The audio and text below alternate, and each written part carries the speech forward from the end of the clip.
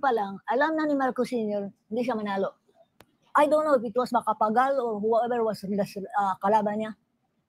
Alam niya kasi malakas. Kaya ang tao manggod sa Luzon, mixed club na sila, Ilocano, Papanggenyo, Bicolano, gano'n, Caviteño. Parang nagsorbe-sorbe siya, hindi manalo. Punta siya dito. Kaya puntahan ko yun. May taong respetado diyan sa Mindanao. May nag-advise siguro sa kanya, si Duterte, si Gobernador Duterte. Sabi niya, that is a dangerous thing.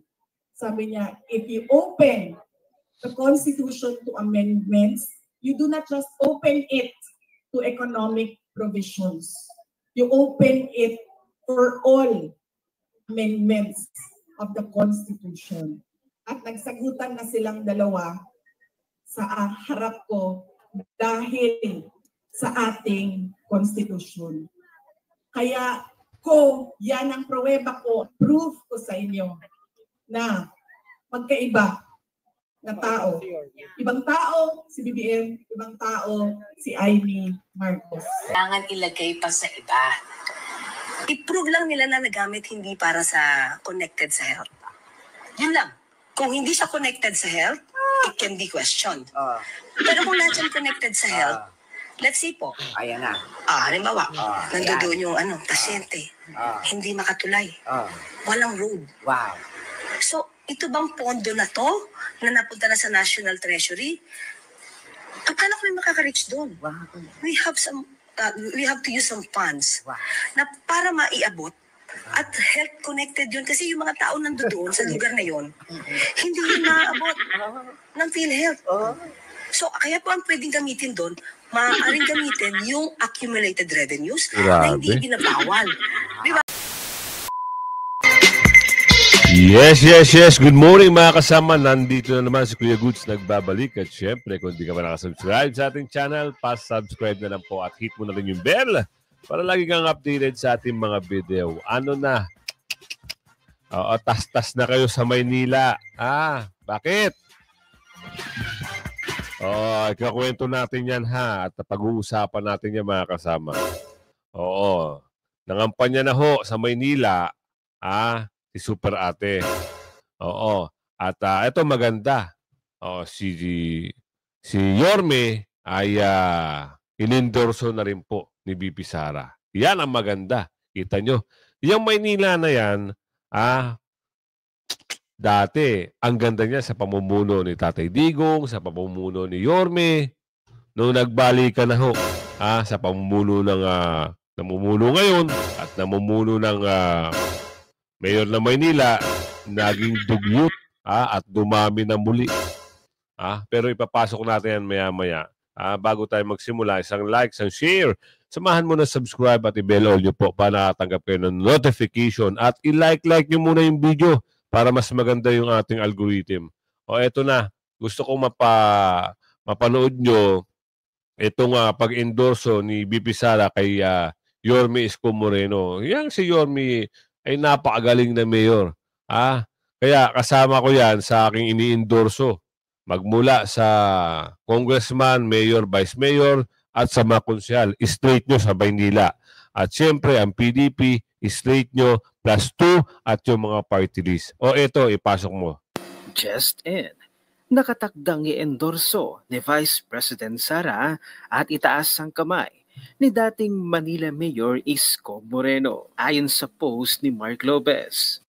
Mamaya lalapag ang agila para itaas ang kamay ng tunay na batang tondo ng Manila. Sinundan pa ng post ng Balitang Click. Breaking.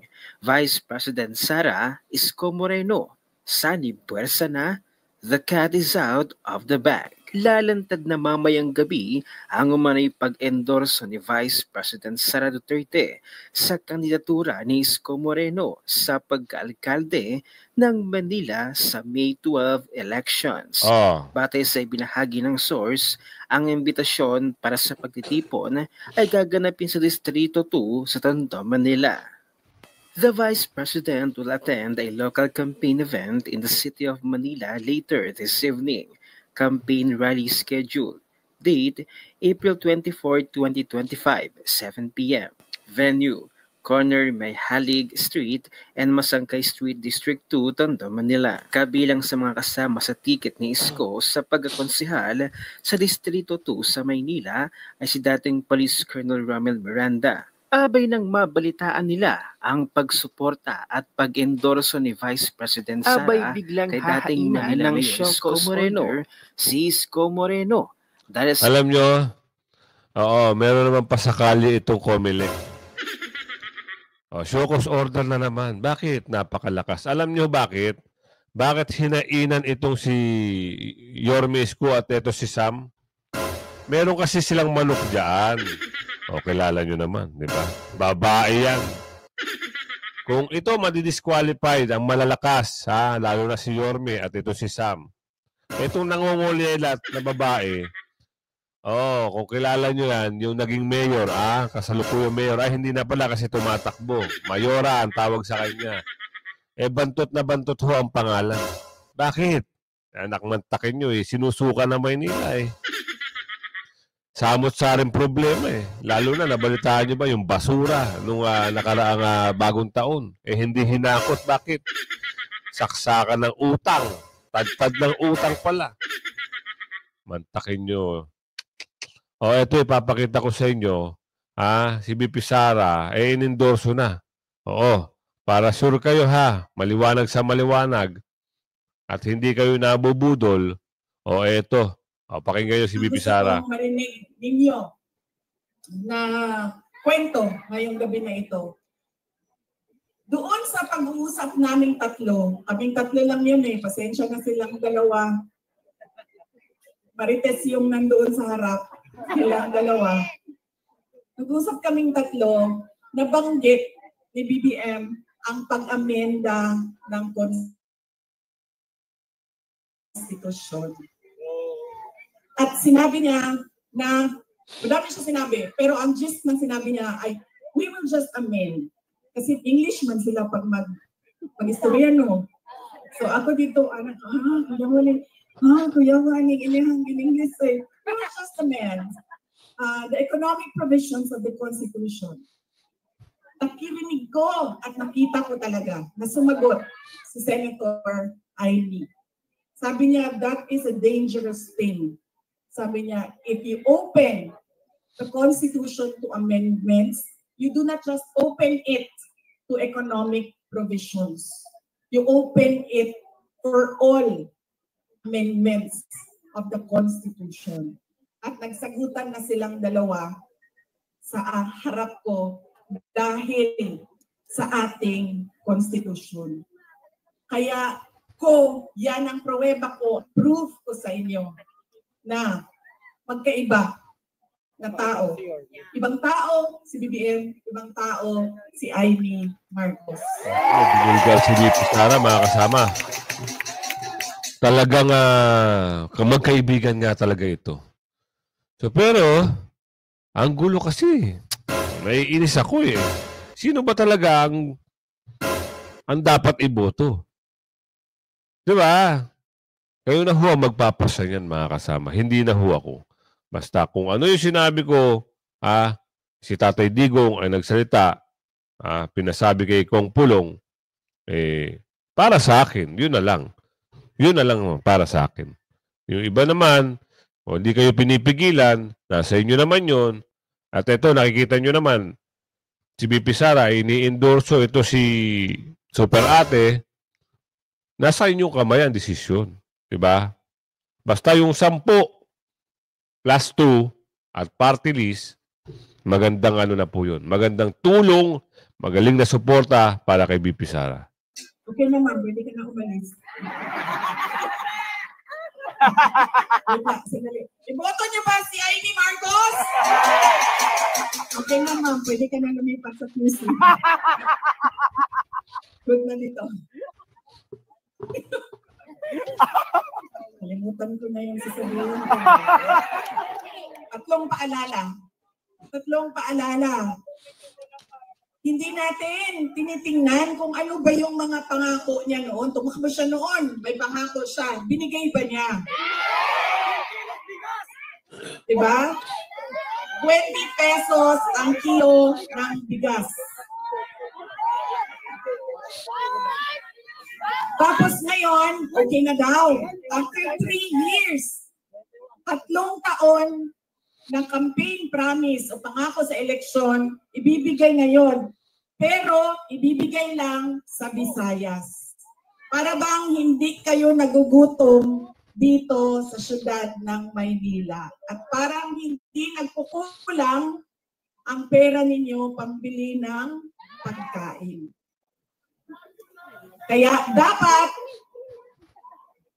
tinitingnan natin. Sumayaw, oo. Kumanta, oo. Bakit hindi? Pero tinitingnan natin. Ano ba ang pangako? Binigay ba o hindi? Bakit hindi binigay ang pangako? Dahil nagsinungaling? O dahil hindi talaga maibigay?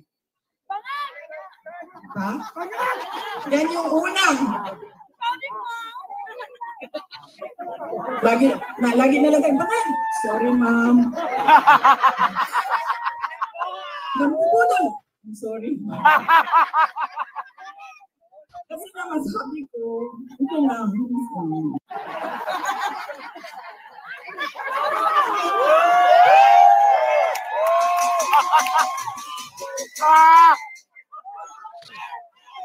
Duterte! Duterte! Alam niyo, yung bangag na yan, hindi totoo.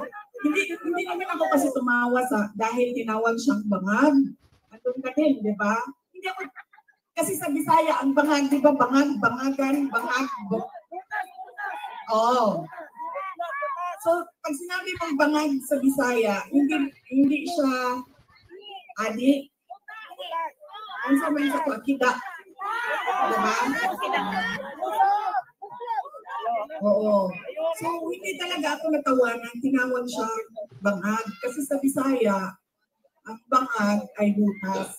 Hindi, at saka sa slang, ang bangag is yung private part ng babae. Diba? Bangagan. Ang pinagtawanan ko, dahil ang rally na yon ay kontra sa pag-amyenda ng konstitusyon. Yun yung rally na yon. Tapos nagulat na lang kami na iba na yung napag-usapan doon sa rally. Pero balik tayo sa pangakma. Alam mo, hindi ito kasali talaga sa speech ko. Sinabi sa akin ng partner ng uncle ko na noong hindi pa siya Pangulo, nung senador pa lang siya, ay bumisita sila sa bahay at inalok talaga sila ng droga. Kung hindi, yung wala naman ako sinabi na pangalan. Or talaga. Alam nyo, may malaki pang kulungan ang Maynila para sa ating lahat. Uno na! Hindi nila tayo kailangan ni kulong, no? Baka matulad tayo kay President Duterte. Kulong na. Hindi yung partner noong uncle ko. Kinento nila yan sa akin. Ang buong akala ko naman, kasi matanda na, di ba, may edad na, natututo ka na sa kung anong mga mali na ginagawa ng kabataan mo, ay nagbabago yung tao. Hindi ko alam na yun na nga ang nangyari. Kaya balik tayo sa paalala, tingnan niyo muna. Pagkatapos niyang kumanta, tanungin ninyo ang sarili ninyo. Noon, nakinig ako sa iyo. Ano ang pangako mo? Binigay mo ba? Yun, narinig nyo. Yung mga pangako na yan, wala na. Puro pako. So dahil ngayon ay mag-i-eleksyon, pwede huyang pambulag sa ating kababayan. Bakit? Eh siyempre, pangako na naman ang ating kababayan ay umaasa at siyempre sa mura ng pangakong bigas, kakagatin ng iba. Pero yung iba naman, ang sabi sa comment section, nako Kuya Goods, kahit libre pa yan, hindi namin iboboto yan. O, kita nyo na. Diba? O ngayon may pag-uusap naman dito. O si Clar. Si Manang Clar. Ano sabi to? Manang Clar, sisibakin na sa pwesto. Anak ng bugi. Bakit? Dahil sa Ako, kayo na ho bumasa ha. Hindi ho ako magsasalita ng gantong salita kasi, oo, bad yan. Yan na naman, sinisip ko na naman tayo, mga kasama. Yan ang hirap eh. Pag may rhinitis ka, ilang araw na yan. Pangalawa, eto, bibigay ko sa inyo. Bakit kasi sibakin? Sa mga pagsagot daw sa media, yung iba kasi hindi sumasang-ayon, yung iba talagang galit kasi yung mga pronouncement, hindi mo malaman daw di umano kung saan hinuhugot. Di ba? Kasi merong mga tao na talagang magaling magpaliwanag. Siguro hindi niya nakukumbinsi yung mga tao, sambayan ng Pilipino, kaya medyo nagkakaroon ng negative impact sa kanya. At syempre, kung sino yung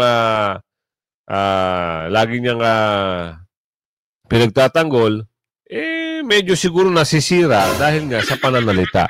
Ito ikwento mo. Yan ang sabi ni Aling Ledesma. Baka mamaya sabihin nyo na naman.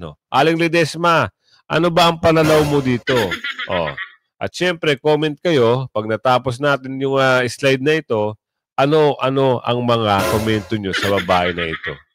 Dahil sa sunod-sunod na kapalpakan Naku? na ginagawa at pinagsasagot ni Antimo Claire Castro sa kanyang bawat press briefing na papabalitang sisibakin na siya sa kanyang pwesto. Nanalangin ng mga DDS na huwag naman sana dahil kapag siya ay natanggal, magiging boring na ang PCO. Ayon sa post ni Coco Locoy, sana hindi totoo na malapit ng sipain palabas si Claire Castro. Naku? Please, huwag niyo po siyang alisin. We need and want her there. She is doing a great job para sa amin. Tulad na lamang ng isang journalist na ito na natawa na lamang sa sagot ni Antimo Claire Castro patungkol sa pondo ng PhilHealth na ginagalaw at inililipat sa iba't ibang ahensya. Hindi ba dapat ang pondo ng PhilHealth ay para lamang sa health concerns? Tama. At hindi naman ito dapat galawin pa at dalhin pa sa iba't ibang project ng gobyerno. Dahil kung ito ay madala pa sa iba't ibang proyekto ng gobyerno, hindi na ito matatawag na health concern o wala ng koneksyon sa PhilHealth issue. Pero nang matanong na si Antimo Claire Castro, ang paggawa doon ng mga kalsada o tulay ay konektado daw sa health concern. Ginawa nga niyang example ang road o tulay na kapag daw malayo ang pasyente at hindi daw makatulay. At kapag ang pondo ay nasa National Treasury na, hindi na daw ito dapat pang questionin dahil daw yung mga taong malalayo na nagawa na ng kalsada o tulay ay malalayo nga sila sa PhilHealth. Hindi marireach ng PhilHealth ang mga malalayo. So, konektado na daw ang ginawang kalsada at tulay sa PhilHealth. Diyos Nakatawa, ko, anong klaseng abogada ito? Diyos ko naman. Ano to? Kung walang kalsada, hindi makakapunta sa PhilHealth ang mga tao. Ganoon ba iyon at kay Claire Castro? Hindi ba mga kasweet? Nakakatawa. Ang PhilHealth ay para sa kalusugan ng mga tao. Ba't napunta ito sa tulay? Hindi ba't may sariling pondo ang DPWH para sa mga gawain na ito ng mga sinasabi niyang tulay at kalsada? Mukhang lalo lang sinisira ni Attorney Claire Castro ang Marcos administration at dahil sa performance niya na ito sa kanyang mga pinagsasabing walang kwenta na tila isang bobang babaeng abogada. Hindi malayong mapatalsik din ito sa kanyang pwesto. Ayun! Na siyang binigyan ng komento at reaksyon ni Mr. Real Talker. Panoorin natin ang kabobahan ni Attorney Claire Castro. Kita nyo, ang saklap mga kasama. Taong bayan ho ang, kagaya nito, sa video na ito, sinasabi yung ganun pananalita. Ang sakit, di ba? Ikaw ay tagapagsalita o under ka, tapos sasabihan ka ng ganung pananalita. Kasi hindi naman talaga kagusto-gusto, lalo na pag narinig kang nagsasalita. Ayan na, base sa mga nagre-reaction. Ang sakit. Paano pa? Pag nakikita at napapanood ng mga kamag-anak mo, di lalong mas masakit, di ba? Ano ba itong nanay ko? Ano ba itong tiyahin ko? Ano ba itong kapatid ko?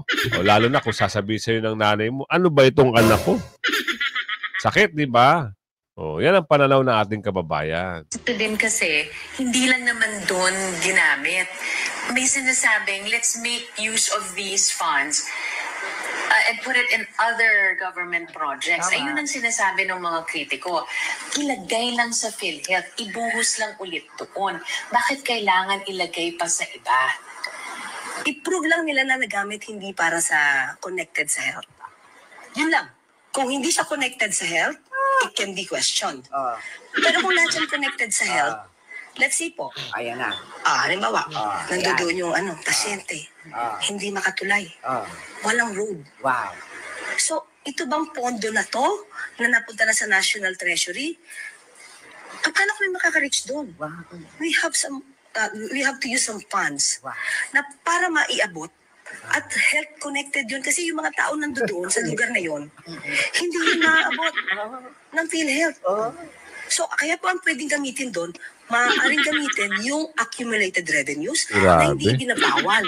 Di ba? Hindi ba yung sinadjustify nyo na lang, Attorney Claire? Natawa, no? Ang reporter, natawa. I-justify mo na lang. Connected ba ito sa health? Halimbawa, yung tulay. Grabe talaga. Ay, nako, ang hirap mo expelingin, ate. Sabi na Aling Ledesma. Ang hirap mo talaga. Bakit ganun? Bakit kumuha? Talagang, ito yung administrasyon talaga na talagang masasabi mo na kwela. Oo, kwela. Basta may lang. Kahit ano-ano na lang. Banat, sige. Oo, wala namang babatikos daw eh. Akala nyo lang yun. Na walang babatikos. Diba? Natatawa na yung reporter. Tama yung sinabi ng reporter. Hindi ba ginajustify nyo na lang ata yan? Grabe talaga si Claire Castro. No, may mga example pa siya. Alam niyo mga lods.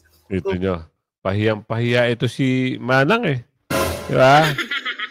Balikan natin yung pag-endorso kay BP Sara. Maganda kasi pag-usapan ito eh. Kung ano yung mga mensahe dito. Balikan natin. At mamaya ibibigay ko sa inyo yung mga iba't ibang slide pa. Kaya dapat pinag-iisipan natin kung iboboto natin o hindi yung tao. Pangalawa, ito walang makakakontra sa akin nito kahit saan man sa mundo. Hindi dahil galing yan sa malaking pamilya ng mga politiko ay automatic ang boto ninyo. Hindi dahil anak yan ng Duterte ay automatic ang boto ninyo. Dapat tinatanong nyo ang sarili ninyo, ano ba ang abilidad at kapasidad ng tao na ito na may lingkod para sa bayan. Isa sa mga problema natin ay ang political dynasty. Pero hindi ipinagbabawal ang kung sino man ang may gusto tumakbo. Kaya nasa atin, nasa mga butante ang pagkilatis. Duterte yan. Anong abilidad niyan? Anong kapasidad niyan? At sino yan siya?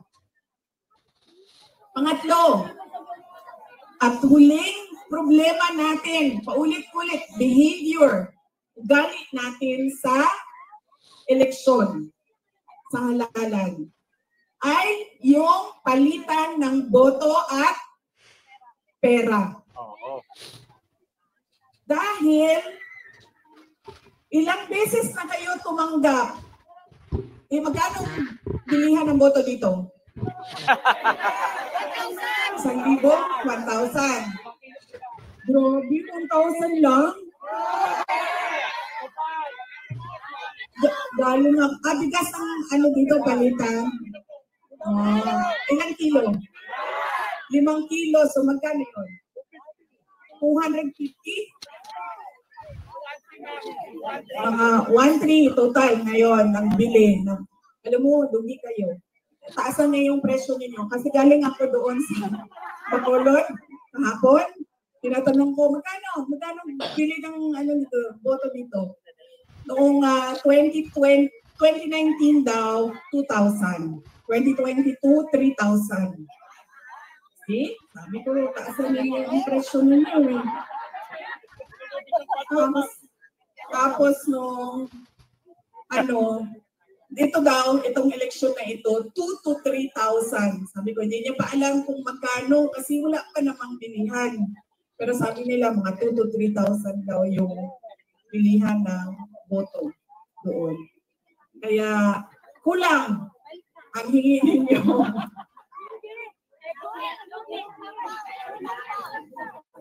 Maria, maraming salamat sa 1,300 ang natatanggap ninyo. O, hindi pa lahat. Oh.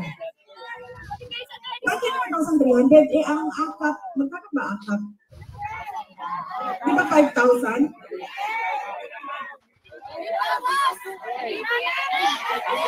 3,000?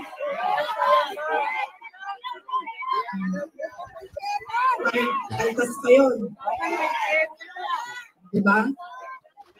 One for you, one for me, one for you, one for me.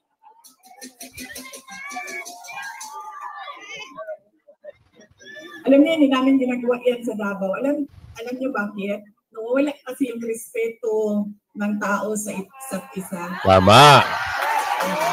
Tama. Sabihin ko sa inyo kung bakit mamaya nawawala yung respeto. Sana po. Pabilihan ang boto. Ilang eleksyon na kayo tumanggap ng 1,300? Ilang eleksyon na tumatanggap ang mga botante ng Pilipinas ng pera kapalit ng boto nila. Pero bakit mahirap pa rin ang ating bayan? At bakit hirap pa rin kayo bumili ng bigas? Yun. Kasi dapat, kung akap yan at galing yan sa gobyerno, tanggapin nyo, pero tanungin nyo naman yung sarili nyo. Ang nagbigay ba nito ay karapat dapat maging leader ng bayan natin. Yun. Dahil malamang Tama lahat ng sinasabi ni Bibi Sara. Kaya huwag kayong magpapasilaw sa 1,300, 1,500, 2,000 o sabihin natin 5,000. 5,000, panandalian lang yan. O ilang araw lang yan, ubos na yan. Pero kung ipagbibili nyo ang boto nyo dahil lang sa 5,000, 3 taon kayo mamumblema. Hindi lang kayo, damay-damay na yan. Buong distrito nyo, damay-damay na yan. Halimbawa, nasa Valenzuela ka.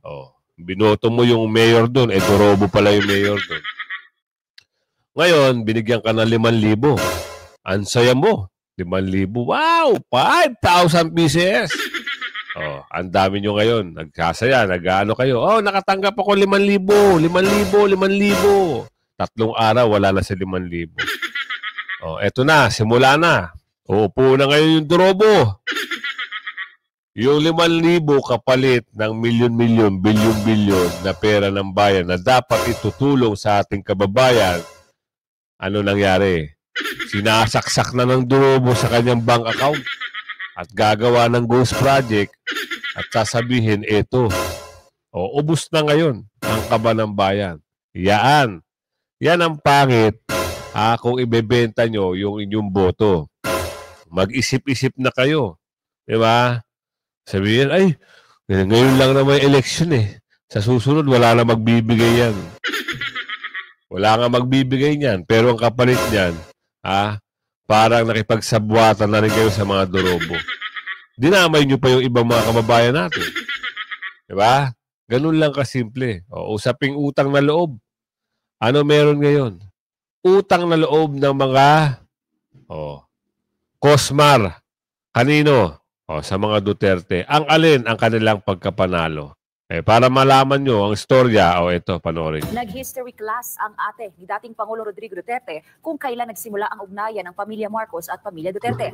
Anya, hindi lang si VP Sara ang may ginawang sakripisyo para manalo si Pangulong Ferdinand Marcos Jr. noong 2022 elections dahil matagal na raw may utang na loob ang pamilya Marcos sa kanilang angkan. Si MJ Mondihar sa report exclusive. Para sa maraming kabataan ngayon, si Vice President Sara Duterte ang itinuturong dahilan kung bakit naging posible ang tagumpay ni Pangulong Ferdinand Marcos Jr. noong 2022. Ayon sa Pulse Asia at SWS surveys mula 2021, si VP Sara ang consistent na nangunguna sa presidential race.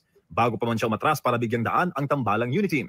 Ang Duterte factor ang nagsilbing pampabigat sa timbangan, lalo na sa Mindanao at sa Masa, Class D at E voters na matibay na base ng kanilang pangalan. Pero sa bagong pagsisiwalat ni Eleanor Duterte, lumalabas na hindi lang ito isang simpleng political strategy ng eleksyon. Ayon sa kanya, may malalim na political alliance na ang pamilya Marcos at Duterte, isang alyansa nagsimula pa sa panahon ni Ferdinand Marcos Sr. At ngayon ay tila may pilit ng sinisingil na utang na loob.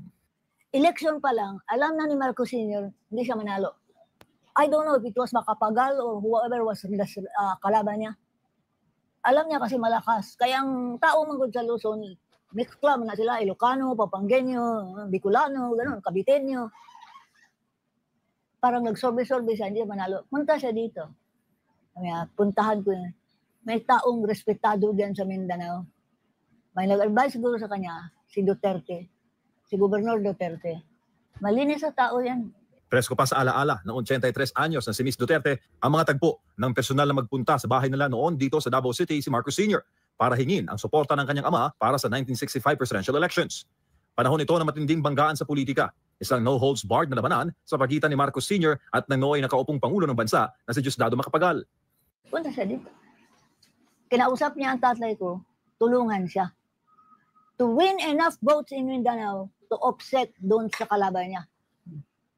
First term, he won. Sabi ng father ko, tulungan kita. But in Mindanao at that time, mga leaders dito na may pangalan, even in the region of Sulu, ganyan. Kaibigan ng tatay ko yan eh. Kaya, for him to campaign, say, butuhan na nato si Marcos kay, dili ni mo daog ang yang kalaban dito, malakas sa Luzon. Kampanya na sila, kampanya na gano'n. To make a long story short, he became President of the Republic of the Philippines. Yun. At ngayong nabuwag na ang unity mo ang tambalang Marcos Jr. Sara Duterte, nakikita ng ate ni Tatay Digong na nauulit muli ang kasaysayan. Kasaysayan ng isang pamilya na gustong manatili habang buhay sa kapangyarihan. Ginagaya ngayon yan ng anak niya. Nako. They want to perpetuate. The real reason really na inaatake niya mga Duterte is because, tama yung sinabi ni Digong, he's right. They want to perpetuate the dynasty of the family. Narinig nyo mga kasama. Ito hindi magsisinungaling to dahil kapatid to ni Tatay Digong at anak to ni Governor Duterte. Ito pala ang ginawa nilang sangkalan ng mga Cosmar para manalo itong tatay. Di ba? Sariwa pa, 83 years old. Sariwa pa sa kanyang alaala yung mga utang na loob. Utang na loob doon sa senior, utang na loob sa junior, anak ng bugi. Yan, bibigyan ko kayo ng maganda-gandang mga upload mga kasama ha. I-like yung video at i-share. Hanggang sa muli, bye-bye!